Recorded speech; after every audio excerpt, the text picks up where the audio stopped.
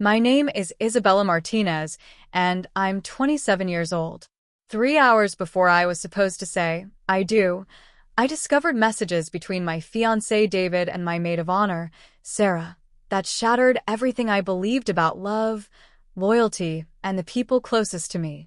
What started as the most important day of my life became a nightmare that would change me forever. But before I tell you how my perfect wedding morning turned into complete devastation, let me know in the comments where you're watching from and hit that subscribe button to follow my journey from heartbreak to healing. I'd always been the girl with the plan. Growing up in Phoenix, Arizona, I was the type of person who color-coded her calendar, finished projects weeks before they were due, and had my life mapped out in 5-year increments. My parents immigrated from Mexico before I was born, and they instilled in me the importance of hard work, education, and building a secure future.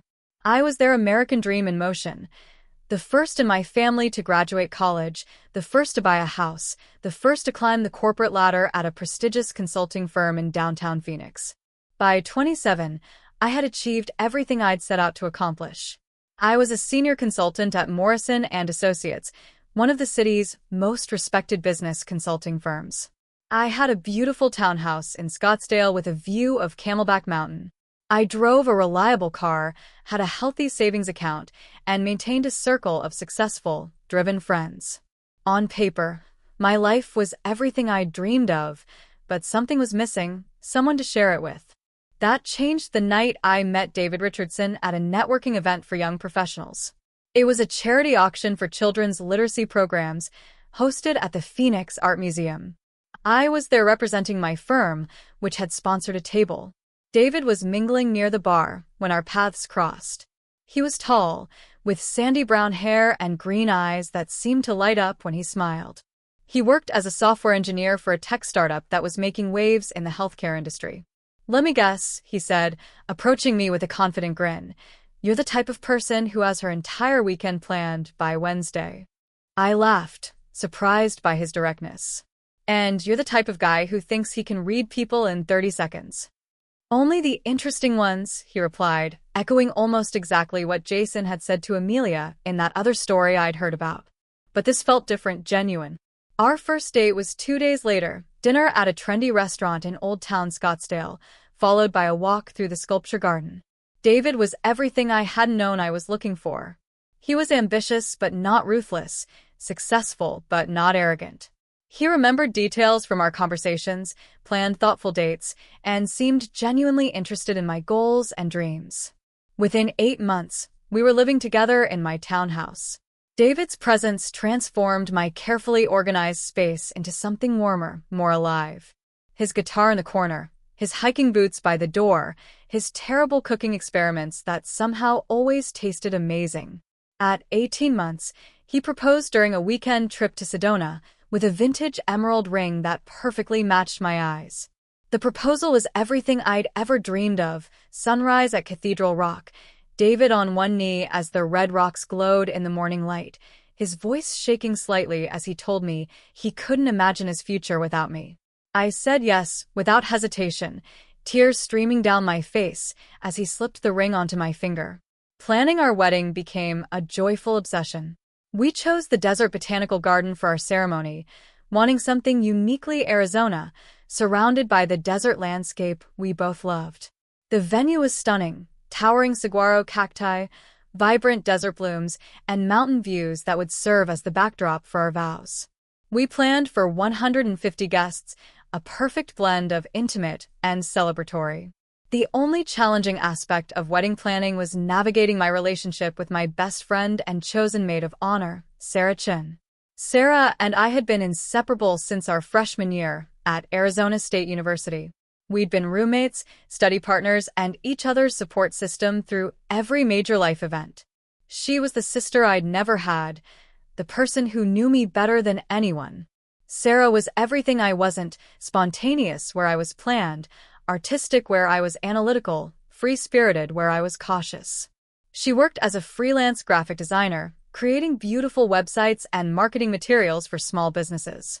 Her apartment was a colorful chaos of art supplies, vintage furniture, and plants that somehow thrived despite her scattered watering schedule. Our friendship had weathered everything. My parents' disapproval of her unconventional career choice, her string of unsuccessful relationships, my workaholic tendencies that sometimes made me a less available friend. When David proposed, asking Sarah to be my maid of honor felt as natural as breathing. She was the person I wanted standing beside me as I married the love of my life. Sarah threw herself into wedding planning with characteristic enthusiasm. She organized my bridal shower, helped coordinate dress fittings, and spent countless hours helping me choose everything from flowers to favors. Her artistic eye elevated every detail, transforming my practical plans into something truly beautiful. "You deserve this happiness, Izzy," she told me one evening as we addressed invitations at my kitchen table, using the nickname she'd called me since college. "David is perfect for you, and this wedding is going to be magical." If there were moments when I noticed something slightly off about Sarah's behavior around David, I dismissed them. Sometimes I caught her watching him with an expression I couldn't quite read. Once, I walked into the kitchen to find them in what seemed like an intense conversation that abruptly ended when I appeared. Another time, Sarah seemed unusually quiet during a double date, barely participating in the conversation. My cousin Maria was the first to voice what I refused to acknowledge. She'd come to visit from Los Angeles for my final dress fitting, and we were having lunch when she brought it up. "Is everything okay with Sarah?" she asked casually, stabbing her salad with more force than necessary. "What do you mean?" I replied, though something in her tone made me uneasy. "I don't know. At your bridal shower, she seemed different when David was mentioned, like she was putting on an act." I shrugged off her concern. "Sarah's always been dramatic. She's probably just emotional about me getting married. You know how she gets." Maria didn't look convinced, but she dropped the subject. Looking back, I wish I'd paid more attention to her intuition.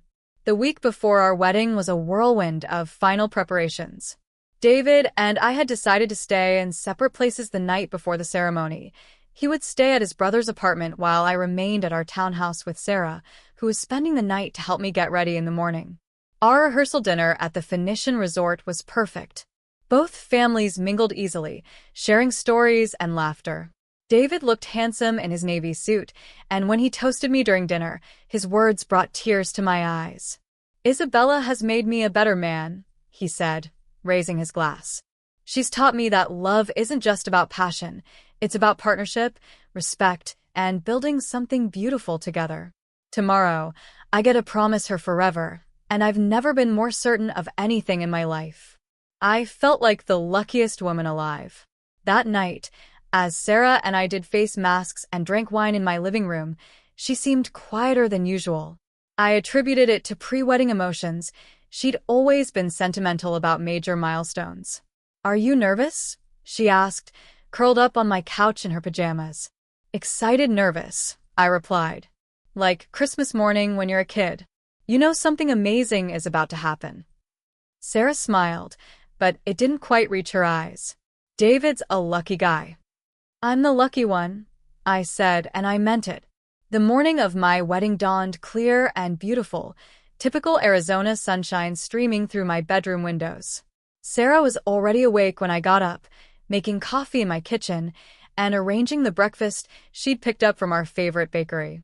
She'd even bought the special lavender honey I loved but could never remember to get for myself. "Good morning, Mrs. Richardson-to-be," she said with a smile that seemed more genuine than the night before. "How did you sleep?" "Better than I expected," I admitted, pouring myself coffee. "I thought I'd be too excited to sleep, but I actually feel calm." The morning unfolded like a choreographed dance. Sarah had created a timeline for getting ready, complete with buffer time for any unexpected delays. My hair and makeup team arrived at 9, transforming my bathroom into a mini salon. My mom and David's mother arrived soon after, both excited and slightly teary-eyed. My wedding dress hung in my closet like a promise. It was a classic A-line with delicate lace sleeves and a chapel train, elegant and timeless, exactly what I'd always envisioned. Sarah had helped me choose it, sitting patiently through hours of trying on gowns until we found the one. Everything was proceeding perfectly until David called, panic in his voice. Izzy, I can't find my vows anywhere, he said. I know I printed them out, but they're not in my jacket pocket or my overnight bag. I'm freaking out here. Okay, breathe, I said, my natural problem-solving instincts kicking in. Where did you last see them? I think I might have left them at your place last night when I dropped off your wedding gift. Can you check? I remembered him stopping by briefly after the rehearsal dinner to give me a wrapped box he wanted me to open on our wedding morning. Of course. Hold on. I searched the obvious places, my desk, the kitchen counter, the coffee table. No luck. Then I remembered that David sometimes saved important documents on his phone as backup. Did you save a copy on your phone? I asked. Maybe in my notes app, but I left my phone at your place too. It should be on your nightstand. Can you check and text me the vows if they're there? I found his phone exactly where he said it would be, plugged into the charger on my side of the bed. The passcode was my birthday, 0327, and I easily unlocked it to look for his vows. Opening his notes app, I scrolled through grocery lists, work reminders, and random thoughts, but no wedding vows. Maybe he'd texted them to himself, I thought, switching to his message app to check. That's when I saw it. Sarah's name in his recent conversations, with a preview of their last exchange visible on the screen. My heart stuttered as I read the snippet. I can't do this anymore. She deserves to know. My hands shook as I tapped on their conversation thread. What I saw made my world tilt on its axis. The most recent messages were from the night before, after the rehearsal dinner. Sarah, I can't do this anymore. She deserves to know. David, we agreed to wait until after the honeymoon. Just a few more hours. Sarah, this is killing me, David. Watching her get ready to marry you. Knowing what we've done. David, I love you too, but we can't destroy her wedding day. Everyone's here. Everyone's expecting. Sarah. So, we're just going to let her promise to love and honor you while you're in love with someone else. David, it's not that simple, and you know it. My stomach lurched as I scrolled up, revealing weeks of messages that painted a picture I refused to believe. But the evidence was undeniable. 3 weeks earlier. David, last night was incredible. I've never felt this way about anyone. Sarah, I know. I keep telling myself this is wrong, but when I'm with you, nothing else matters. David, Isabella can never know. Not until we figure this out. Sarah, I hate lying to her. She's my best friend. David, she's going to be my wife. This is complicated for both of us. 6 weeks earlier. Sarah, I can't stop thinking about what happened at the hotel. David, neither can I. We said it would be one time. Sarah, maybe one time isn't enough. 2 months earlier. David, thanks for helping with the wedding venue setup today. You looked beautiful. Sarah, David, don't. David, I can't help it. There's something between us. Sarah, you're marrying my best friend in 3 months. David, I know, but I can't ignore this feeling. The messages went back even further, revealing a slow burn that had been building for months. What started as friendly texts about wedding planning had gradually become more intimate, more secretive. There were references to stolen moments when I was working late, clandestine meetings disguised as wedding errands, and eventually, a full-blown affair that had been happening right under my nose. The photos were what broke me completely. Nothing explicit, but intimate in a way that destroyed any hope I might have clung to that this was somehow innocent. Sarah in what was clearly a hotel room, hair mussed, smiling at the camera. David's reflection visible in a bathroom mirror, Sarah's silhouette beside him. Date stamps showing these images were taken during what I thought were work trips or girls' nights. I sat on my bed in my silk robe, wedding dress hanging nearby like a mockery, as my world collapsed around me. In the background, I could hear the cheerful chatter of my wedding party, my mother discussing timeline details with the photographer, Sarah's voice directing the florist who had arrived with my bouquet. Sarah, my best friend since college, the person I'd trusted with my deepest secrets, the woman I'd chosen to stand beside me on the most important day of my life. The same person who had been sleeping with my fiancé for months while helping me plan our wedding. I don't know how long I sat there, phone in my trembling hands, reading and rereading messages that confirmed my worst nightmare. Each word was like a physical blow, dismantling everything I thought I knew about the people I loved most. A soft knock on my bedroom door made me look up. "Izzy," Sarah's voice called. "The photographer wants to start getting some shots of you in your robe before you put the dress on." I stared at the door, unable to form words. How could she sound so normal, so caring, when she'd been betraying me for months? "Izzy, are you okay in there?" I forced myself to speak. "Just give me 5 more minutes." "Of course, honey. Take your time." Honey. The casual endearment from the woman who had been systematically destroying my life while pretending to care about my happiness. My hands shook as I scrolled through more messages, each one adding another layer to their deception. They'd been careful. I had to give them that. References to wedding planning meetings that were actually hotel rendezvous. Work emergencies that were cover stories for their time together. They'd built an entire secret relationship within the framework of my wedding preparations. The cruelest part was reading their discussions about me, their guilt over betraying me, their debates about when and how to tell me, their mutual agreement that my happiness was expendable as long as they got what they wanted. Another knock, more insistent this time. "Isabella?" My mother's voice now. "Mija, we need to start getting you dressed. The photographer is on a schedule." I stood on unsteady legs, David's phone still clutched in my hand. In the mirror across from my bed, I saw myself, hair and makeup perfect, skin glowing from months of bridal preparation, wearing the silk robe Sarah had given me as a bridesmaid gift. I looked like a bride about to have the happiest day of her life. The irony was devastating. "I'm coming, Mom," I called, surprised by how normal my voice sounded. I walked to my bedroom door and opened it, stepping into my living room where my wedding party was buzzing with excitement. Sarah looked up from arranging my bouquet, her face lighting up with what seemed like genuine affection. "There's our beautiful bride," she said, crossing to give me a hug. "How are you feeling?" I let her embrace me, her familiar perfume filling my senses, and felt nothing but revulsion. This woman who knew me better than anyone, who had seen me through heartbreaks and triumphs, who I'd trusted with everything, had been living a lie for months. "I need to talk to you," I said quietly, my voice steady despite the storm raging inside me. "Privately." Something in my tone must have alerted her because her smile faltered slightly. "Of course. Is everything okay?" I nodded toward my bedroom, and she followed me inside.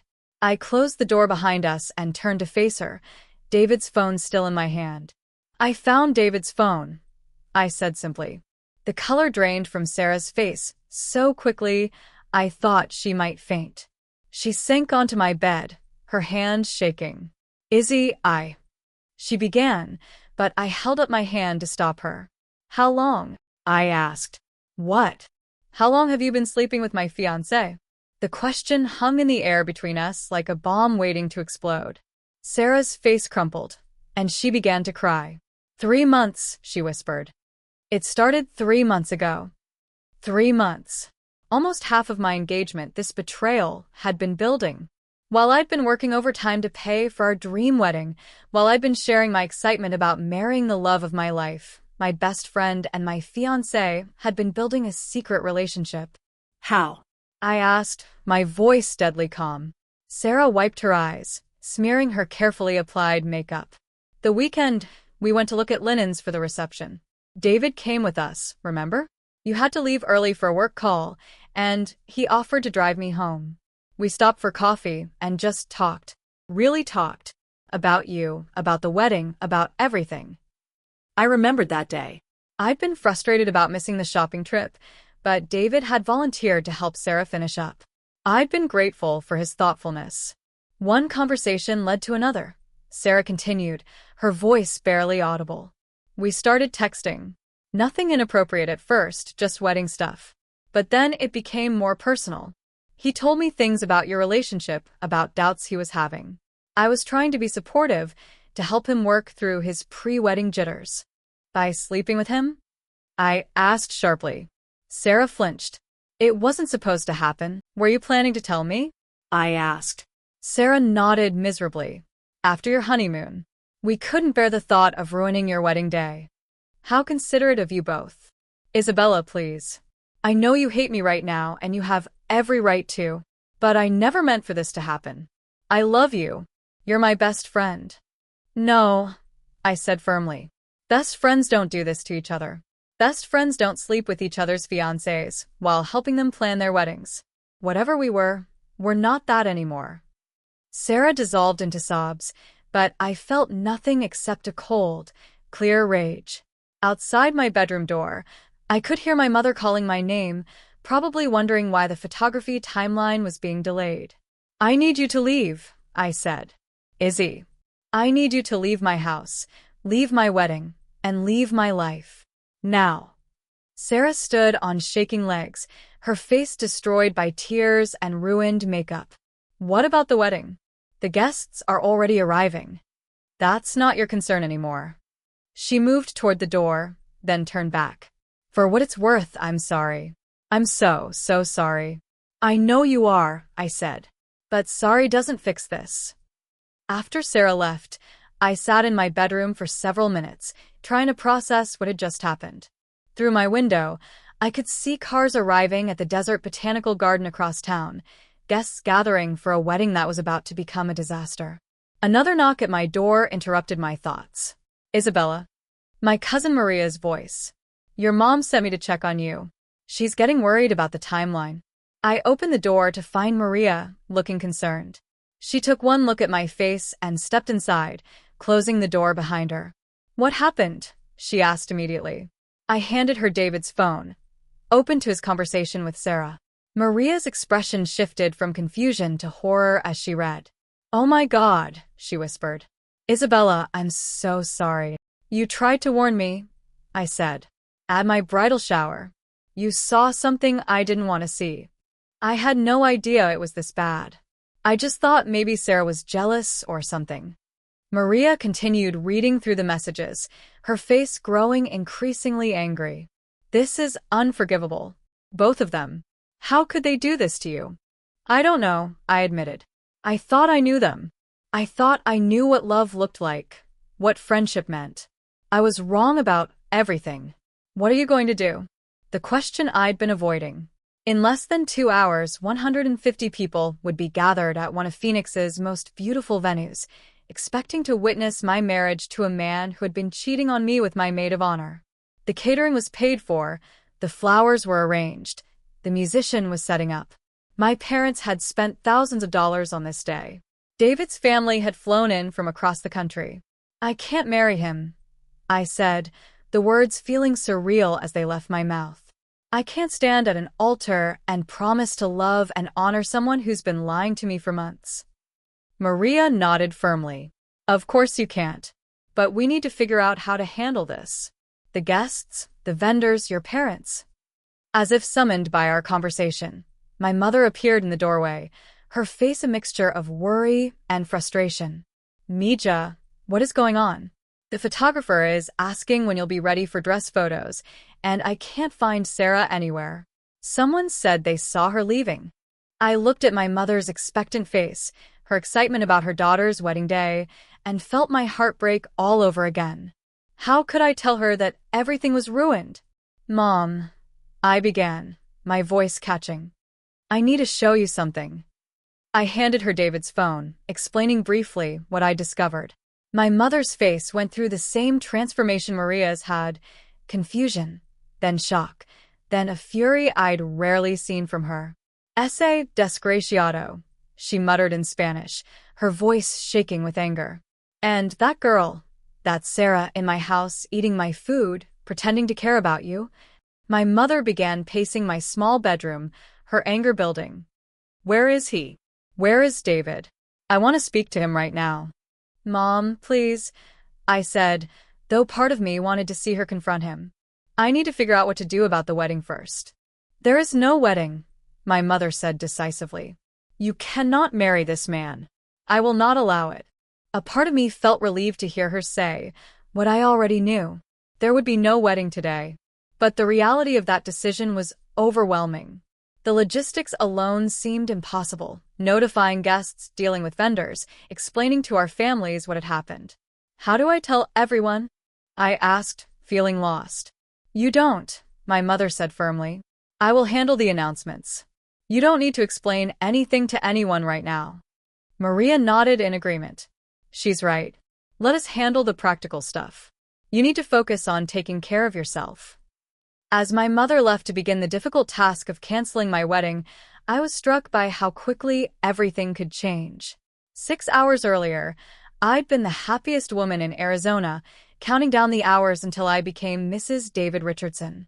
Now I was facing the humiliation of a public wedding cancellation and the loss of the two people I'd trusted most in the world. My phone, my actual phone, had been buzzing continuously, but I'd been ignoring it. Now I saw dozens of messages from friends asking about last-minute details, from vendors confirming arrival times, from David wondering if I'd found his vows. The normal communications of a wedding day that was no longer happening. David's messages were the hardest to read. Did you find my vows? Getting nervous over here. Can't wait to see you in your dress. I love you so much. My brother is driving me crazy with his best man speech practice. See you at the altar, future wife. Each message felt like salt in an open wound. How could he write such loving words while planning to continue his affair with my best friend? How could he call me his future wife while discussing our relationship as a problem to be solved after our honeymoon? I turned off my phone and David's phone, unable to bear any more of the false normalcy. An hour later, my mother returned, looking exhausted but determined. It's done, she said. I've spoken to the venue coordinator and they're making an announcement to the guests as they arrive. Most people are leaving, but some family members want to see you. I can't, I said immediately. I can't face anyone right now. I understand, Mija. Your father is handling the family members. He's very angry. I could imagine. My father had never been one for dramatic displays of emotion, but his protective instincts, where his daughters were concerned, were fierce. I almost felt sorry for David if my father got his hands on him. What about David? I asked. Does he know? His brother called him when guests started leaving the venue. Apparently, he tried calling you, then drove straight to the botanical garden to find out what was happening. Your father spoke with him. What did Dad say? My mother's smile was grim. Let's just say that David understands he is not welcome here and that any further attempts to contact you will be problematic. Maria, who had been quietly helping pack up the wedding items scattered around my bedroom, looked up. What do you want to do with all this stuff? She asked, gesturing to my wedding dress, the gifts that had been delivered that morning, the flowers Sarah had arranged. I looked at the beautiful chaos that represented months of planning and thousands of dollars of preparation. The dress I'd dreamed of wearing, the flowers I'd carefully selected, the gifts from friends and family who had believed in my happiness. Donate the dress, I said. Some other bride should get to be happy in it. The flowers can go to a nursing home or hospital. The gifts. I paused, overwhelmed by the thought of returning dozens of presents. I'll figure out the gifts later. Over the next few hours, my family rallied around me with a protectiveness that both comforted and amazed me. My aunts arrived to help pack up wedding items and field phone calls from concerned relatives. My uncles made sure David and Sarah both understood they were not to contact me. My cousins handled the practical aspects of cancellation, working with vendors, managing the guest list, dealing with the financial implications. As the sun set on what should have been my wedding day, I found myself sitting in my backyard, still in my silk robe, watching the desert sky turn pink and purple. Maria sat beside me, offering silent support. How do you recover from something like this? I asked, voicing the question that had been haunting me all day. I don't know, Maria admitted. But you will. You're one of the strongest people I know, Izzy. This won't define you. It feels like it will, I said. Everything I thought I knew about love, about trust, about the people closest to me, it's all gone. Not everything, Maria corrected gently. Look around you. Your family dropped everything to be here for you today. Your real friends are calling to check on you. The people who truly love you are showing you exactly who they are. She was right. In the midst of the worst betrayal of my life, I was surrounded by genuine love and support.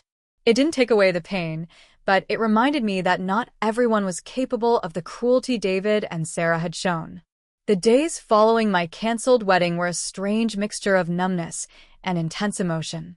I took time off work, something my achievement-oriented personality had never allowed before.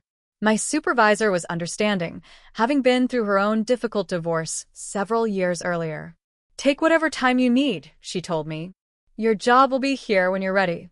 I spent the first week barely leaving my townhouse. Friends stopped by with food and flowers, sitting with me when I wanted company, respecting my space when I needed solitude.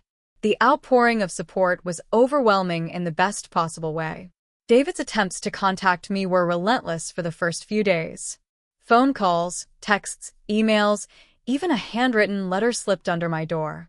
Each message followed the same pattern: desperate apologies, claims that his relationship with Sarah meant nothing, promises to do whatever it took to win me back.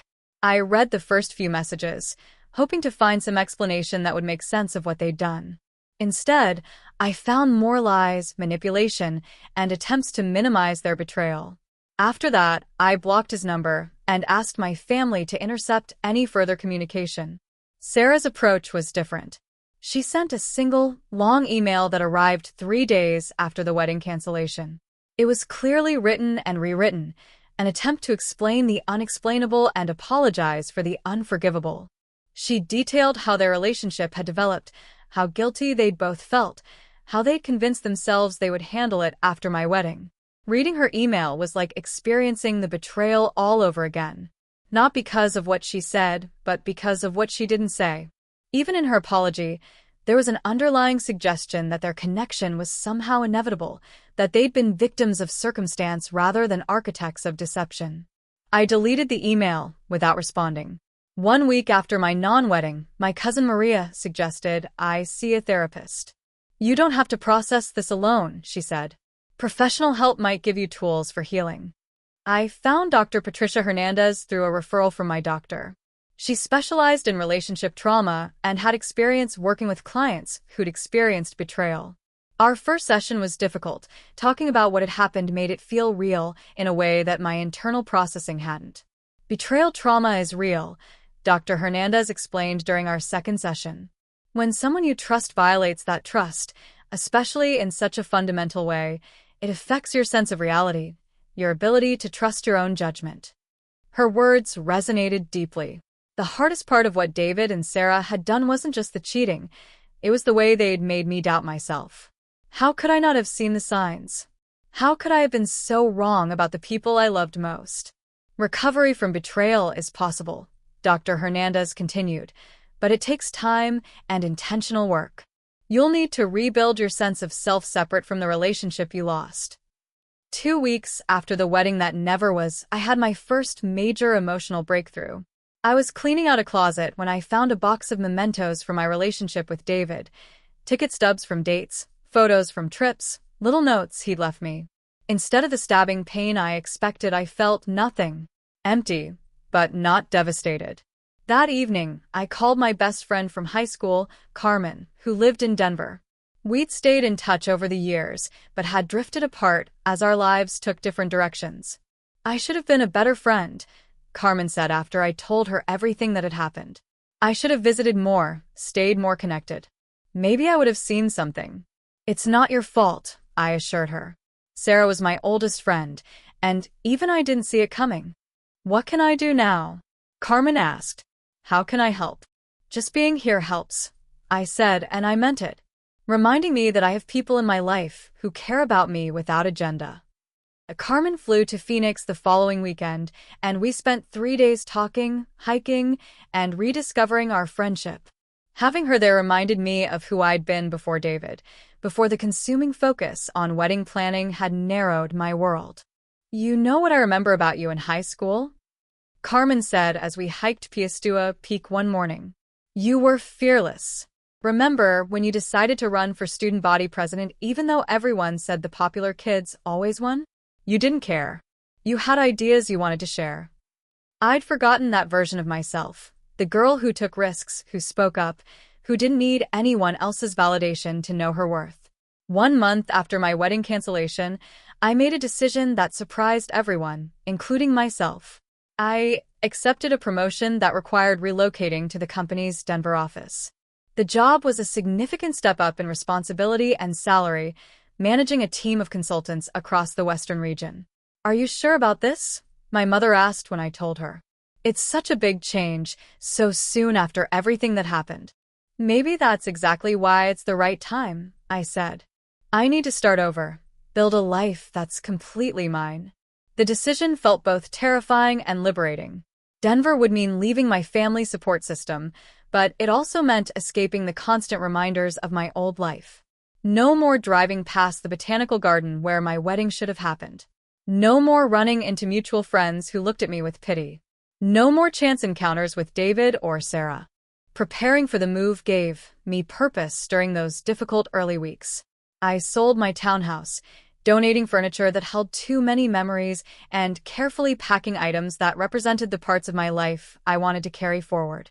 My photography equipment, books I'd collected over the years, artwork that reflected my taste rather than what David and I had chosen together. My last week in Phoenix was bittersweet. Friends threw me a going-away party that felt more like a celebration of survival then.